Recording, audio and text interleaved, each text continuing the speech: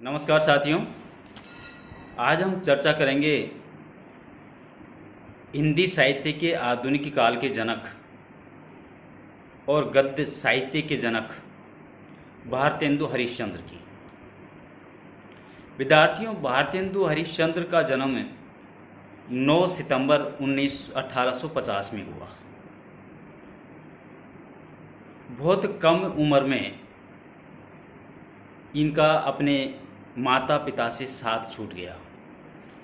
पहले इनकी माँ का देहांत हुआ और 9 वर्ष की आयु में इनके पिताजी का देहांत हो गया।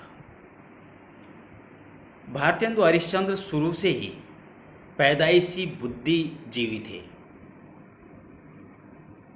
5-6 वर्ष की अवस्था में वो कविता करने लगे थे, लोकोक्तियाँ रचने लगे थे।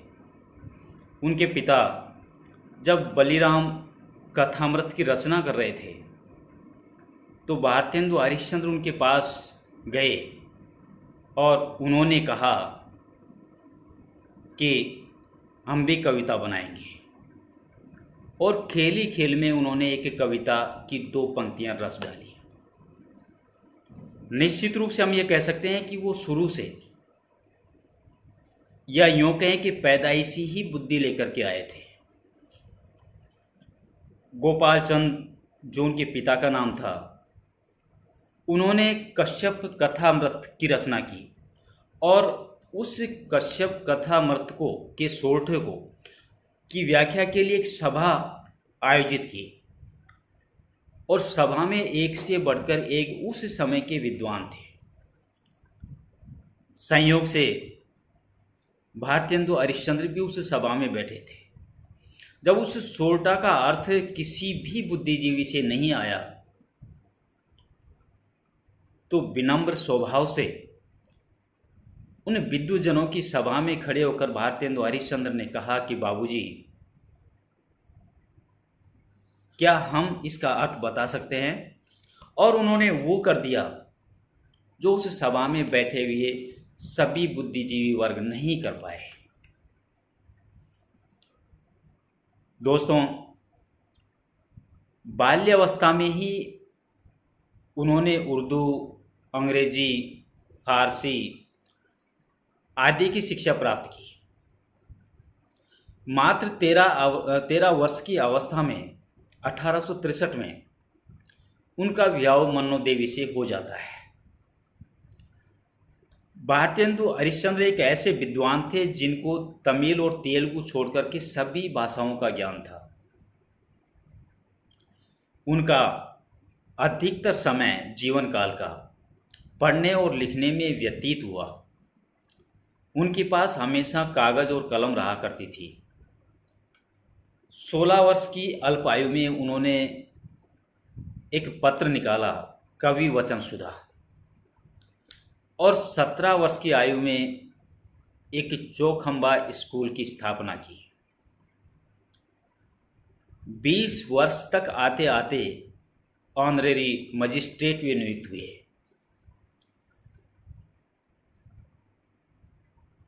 इसके अलावा भारतेंदु हरिश्चंद्र को रचनाएं रचने के अलावा, मैंने पहले भी कहा कि ये गद्य साहित्य के जनक थे। इन्होंने अपनी रचनाओं को गद्य के रूप में प्रस्तुत किया। इसके अलावा इन्हें अभिनय का भी शौक था। अनेक इनकी रची हुई रचनाएं, क्योंकि रंगमंचीय जमाना था वो समय, उसमें हर नाटक को रंगमंच के ऊपर प्रदर्शित किया जाता था। या यूँ कहें कि नाटककार नाटक की रचना करते समय इस बात का विशेष वो ख्याल रखता था कि कोई भी नाटक रचे तो उसका रंगमंचीय, एक तरह से कहूँ कि पर्यावरण होना चाहिए, और रंगमंच को ध्यान में रख कर के ही उस नाटक की रचना की जाती थी, जो कहीं न कहीं किसी न किसी जगह रंगमंच के ऊपर प्रदर्शित उसे किया जाता था। तो उस समय अभिनय का शौक, लिखने का शौक तो था ही, साथ साथ अभिनय करने का भी शौक था। तो अनेक नाटकों में रंगमंच पर भारतेंदु हरिश्चंद्र ने अभिनय किया और 1884 में बहुत ही अल्प समय में वो इस संसार को छोड़ करके चले गए, मात्र एक 34 साल की उम्र में। लेकिन 34 साल की उम्र तक वो कारनामा कर गए जो बड़े बड़े विद्वजन नहीं कर सके। हिंदी साहित्य का इतिहास 1000 सदी से पुराना, लेकिन पूरा का पूरा साहित्य या तो पद्य में या ब्रज भाषा या अवधी भाषा या अरबी उर्दू फारसी में।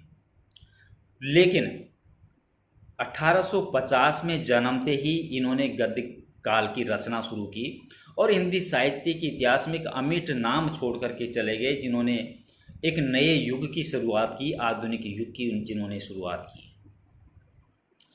पारिवारिक रूप से भारतेंदु हरिश्चंद्र बहुत अमीर थे।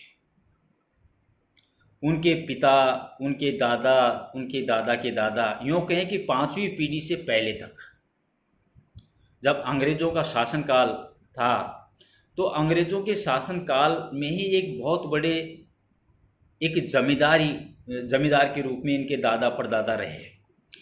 तो निश्चित रूप से पैदाइशी ये रईस थे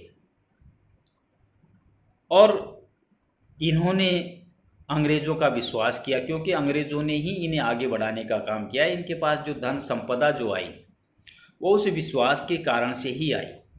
ये अपने विषम परिस्थितियों में भी पारिवारिक स्तर पर वे, जो उस समय क्राउन नाम का एक अंग्रेज हुआ करता था जो बहुत बड़े ओहदेदार था, उनके अत्यंत विश्वास पात्र थे।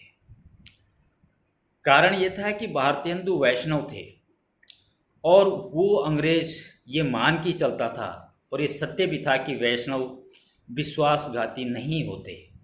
और अंत तक भारतेंदु हरिश्चंद्र ने उनके विश्वास को कायम रखा। उन्होंने देशभक्ति का जज्बा तो जगाया अपनी रचनाओं के आधार पर। वो एक तरफ से तो अंग्रेज़ों के हितैषी थे, उनको लाभ पहुंचाते थे, लेकिन दूसरी तरफ कहीं न कहीं उनकी रचनाओं में राजभक्ति के साथ साथ देशभक्ति भी झलकती है। चांदी के पालने में झूलने वाले भारतेंदु हरिश्चंद्र का जीवन, जो जैसा कि मैंने बताया, सामंती वातावरण में पला और बड़े हुए।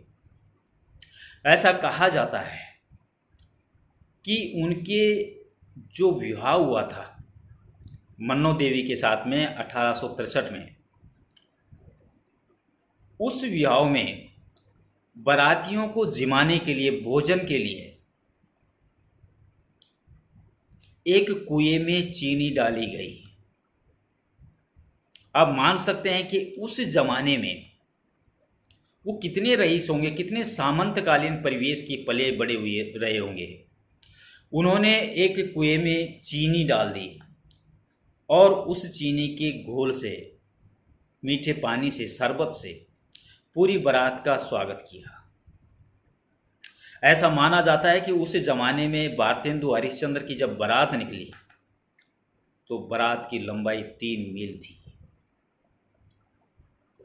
आप इससे उनकी सामंतवादी, उनकी अमीरी का अंदाज़ा लगा सकते हैं, क्योंकि वो ज़माना ऐसा था कि उस ज़माने में कोई मशीनीकरण का युग नहीं था कि सबके पास मोटर गाड़ियाँ होंगी। ज़्यादातर बैलगाड़ियाँ रही होंगी निश्चित रूप से, क्योंकि ये खुद तो रईस थे, इनके पास हो सकती है, लेकिन जो बाराती थे वो सारे के सारे तो रईस नहीं हो सकते।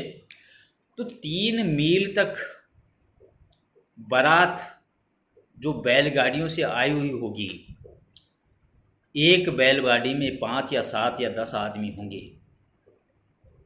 कितना बड़ा परिवार होगा, कितनी बड़ी सामंतकालीन प्रवृत्ति उनकी रही होगी। खैर, इतने रईस होने के बावजूद उनका मन हमेशा किसी न किसी चीज़ को रचने में रहा और उन्होंने रचा। और न जाने कितने तो उन्होंने अनुवाद किए, कितनी खुद रचित रचनाएं उन्होंने रची, कितनी पद्य में रची, कितनी गद्य में रची, कितनी कविताएं उन्होंने रची, बहुत सारी। एक तरह से नाटक युग का शुरुआत अगर हम मान सकते हैं तो भारतेंदु हरिश्चंद्र का नाम कहीं न कहीं उनके अंदर शामिल होगा, उनके अंदर शुमारी में आएगा।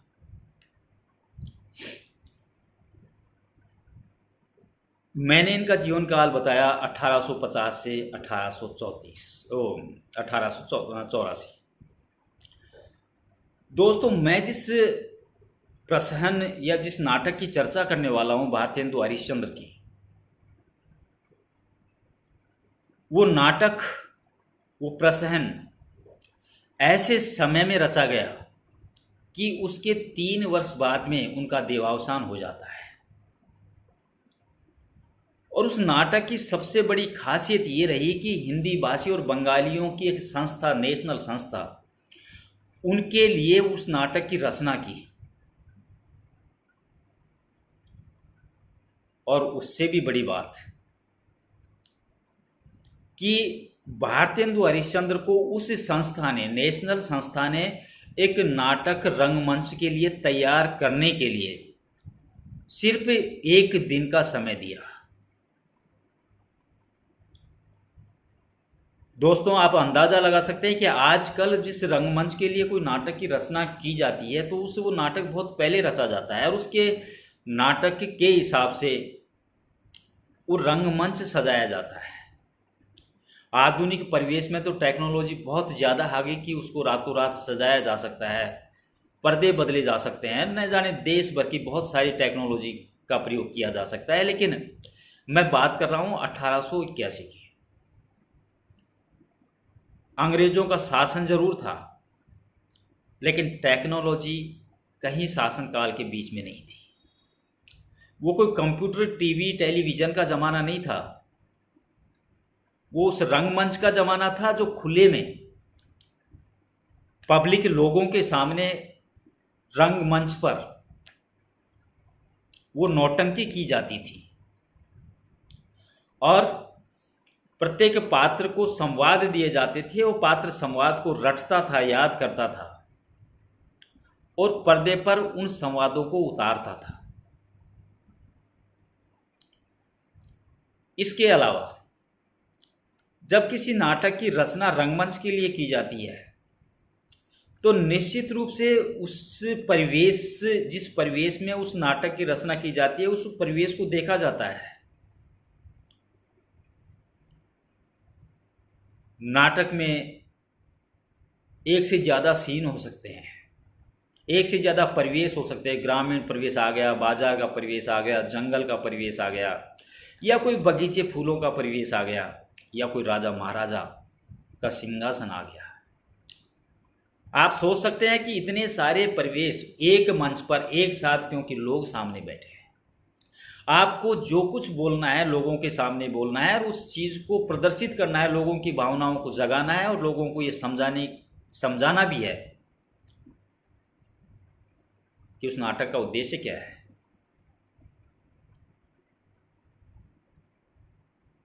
ऐसी परिस्थितियों में